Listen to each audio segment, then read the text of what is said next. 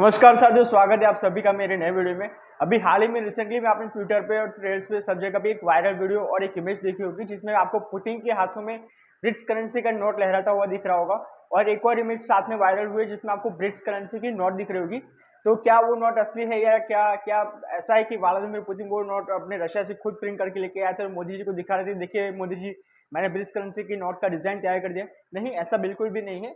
इस समय अभी ब्रिक्स करेंसी के तरफ रशिया जो है अप्रोच वो काफी कॉशियस है, काफी सकारात्मक तरीके से इस तरह को अप्रोच किया जा रहा है। लेकिन अभी तक कोई ऑफिशियल ब्रिक्स करेंसी की नोट को इसको प्रिंट नहीं किया गया और ना इसको ऐसे ऑथराइज किया गया किसी करेंसी को। आपको सबसे पहले मैं वो वीडियो दिखाता हूँ जिसमें पुतिन के हाथ में वो नोट दिख रही है।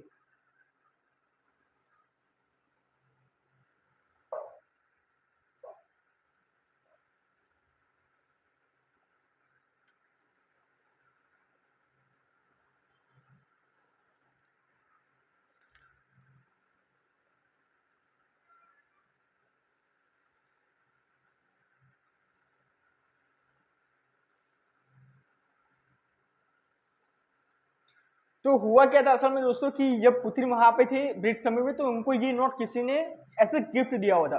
अब ब्रिक्स करेंसी का जो पूरा कॉन्सेप्ट किस तरह से बाहर है उसको जानने के लिए आपको सबसे पहले जानना पड़ेगा कि स्विफ्ट सिस्टम असल में क्या है। स्विफ्ट सिस्टम है असल में the society for world wide interbank financial telecommunication, उसको शॉर्ट फॉर्म में स्विफ्ट कहा जाता है।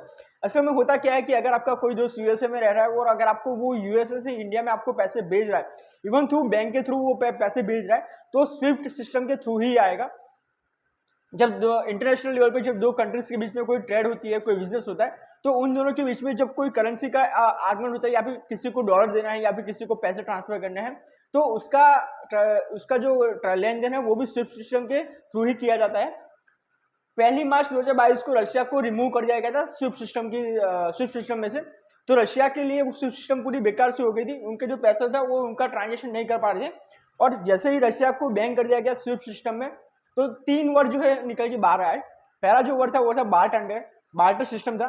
दूसरा वर्ड जो वर्ड था वो था डी डॉलराइजेशन और तीसरा जो वर्ड था वो था ब्रिक्स करेंसी। बार्टर सिस्टम असल में बहुत हमारे यहाँ हजारों साल पुरानी एक प्रथा है जिसमें ये होता है कि किसी एक इंसान के पास में दूध है और दूसरे इंसान के पास में जूता है, तो दो इंसान आपस में बिजनेस कर सकते हैं कि जिसको जूते चाहिए वो उसको बदले में दूध दे देगा और जिसको दूध चाहिए उसको बदले में जूते दे देगा। तो इस तरह से जो एक्सचेंज का जो सिस्टम चलता है बिजनेस का उसको बार्टर सिस्टम कहा जाता है। एक और वर्ड अब सामने प्रमोट होकर आया था वो था डी डॉलराइजेशन।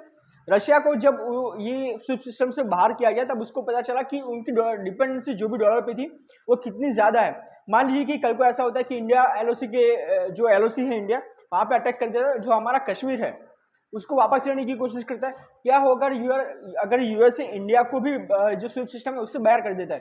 तो इस दौरान एक वर्ड निकल के आया था वो था ब्रिक्स करेंसी।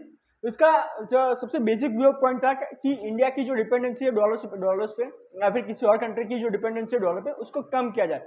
ये जो नोट है आप उसको सर्कुलेट होते देख रहे हैं नेट पे। हालांकि ये एक असली करेंसी नहीं है, कोई ऑफिशियल करेंसी नहीं है। हालांकि इस तरह ये करेंसी बनाने के पीछे उनको अप्रोच है वो काफी कोशिश है, ऐसा व्लादिमीर पुतिन का कहना है। तो जल्दी मिलेंगे मेरे नए वीडियो के